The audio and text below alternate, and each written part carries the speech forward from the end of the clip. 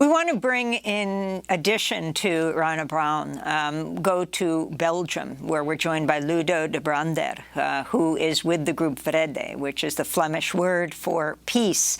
If you are the country that is the home base of NATO, talk about the response there. Well, as you said, Belgium is hosting in Brussels the headquarters of NATO, and also is the capital, let's say, from the European Union, with the Commission, for example, his headquarters in Brussels. So, well, let's say it's similar to what Rainer said concerning Germany. You know, the first thing that our government says, and there are also Greens and Social Democrats in the government, is that we need to fulfill our obligations towards NATO. So, and if NATO asks us to deploy troops, for example, towards the Russian border, towards the east of Europe, then Belgium will do this. This is the message we are given. And maybe to give you an example how the Ukraine crisis is playing also into the, let's say, into the interest of the military-industrial complex and is used. Just recently, last Friday, our government decided to increase military budgets, referring to the crisis with Russia, to 1.554% of the gross domestic product, which is an increase from 1.1 today. So it's about, in 8 years' time, 14 billion euros, which is a lot of money, especially with the health crisis and the energy crisis now today.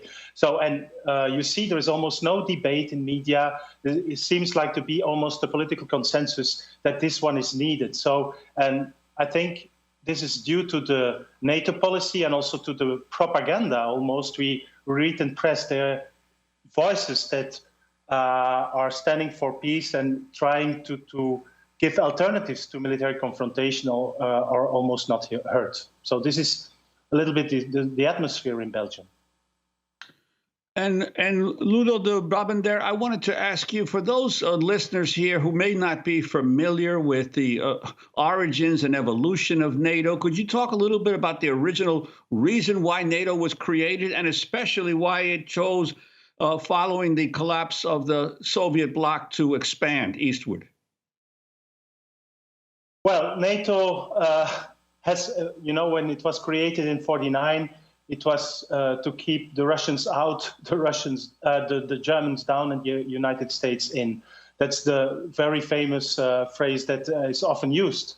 And of course, the Warsaw Pact has been established 6 years later, but it was in the middle of, let's say, when Truman gave his speech in '47, let's say, that makes the difference, and that started the Cold War. It was like, yeah, always with accompanying what I call the propaganda of, we have to be careful for Russia, Russia will invade us. And like similar, that time similar to what happens now. And after, you know, it has already been said, I think, in the program today, but going further on in the 90s, when the Warsaw Pact was dissolved and the Soviet Union also became dissolved, and with 10 states coming out of it, many in even mainstream politics thought NATO is not needed anymore.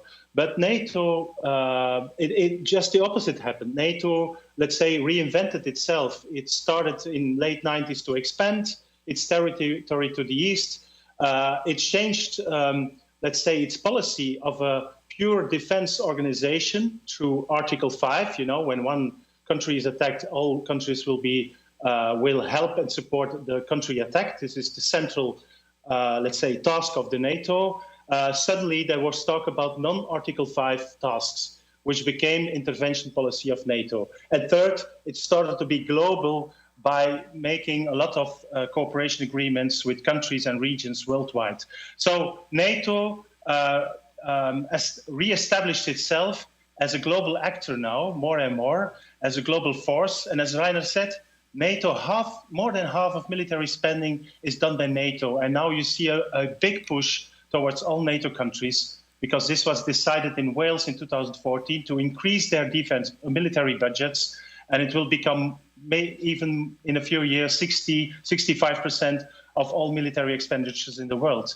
And so it became very important military force, and I think mainly to defend geostrategical interests. It's not about security. If it would be about security, let's say the relationship with Russia would be treated differently. As Rainer said before, then it would be more cooperative. We would look for what is called common security, because security is indivisible.